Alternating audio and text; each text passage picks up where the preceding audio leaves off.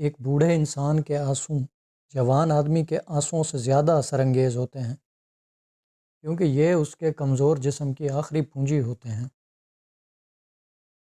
عورت کا دل وقت اور زمانے کے ساتھ تبدیل نہیں ہوتا۔ اس کی موت حیات ابدی کا دوسرا نام ہے، فنا اس پر حرام ہے۔ جد و جہد کا اضطراب فرار کے سکون سے بہت بہتر ہے۔ مقتول کے لیے یہی فخر بہت ہے کہ وہ قاتل نہیں ہے۔ گہرا آدمی گہرائیوں میں اترتا چلا جاتا ہے اور بلند خیال بلندیوں پر چڑھتا چلا جاتا ہے۔ مایوسی ہماری بصارت اور سماعت کو مفلوج کر دیتی ہے۔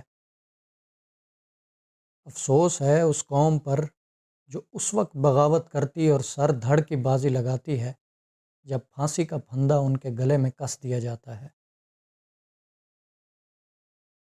ہماری روح ہمیشہ اس مقام کے ارد گرد منڈلاتی رہتی ہے جہاں ہم نے کبھی لطف و مسرور کے چند پرکیف لمحات گزارے ہوں۔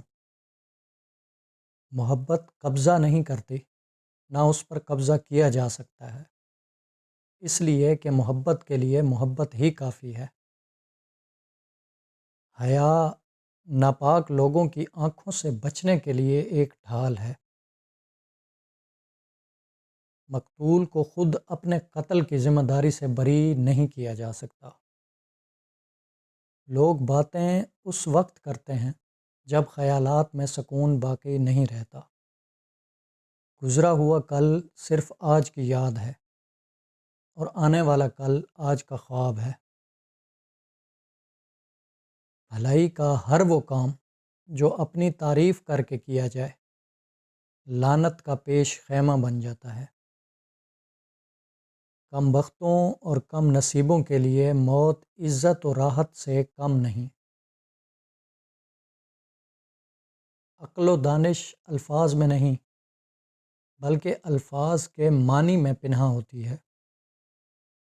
انسان کا عزم فکر کی سطح پر تیرتے ہوئے سائے کی طرح ہے۔ ایسے بہت سے لوگ ہیں جو بات تو سمندر کی طرح کرتے ہیں لیکن ان کی زندگی گندے بدبودار اور تھلے جوہر سے زیادہ حیثیت نہیں رکھتی۔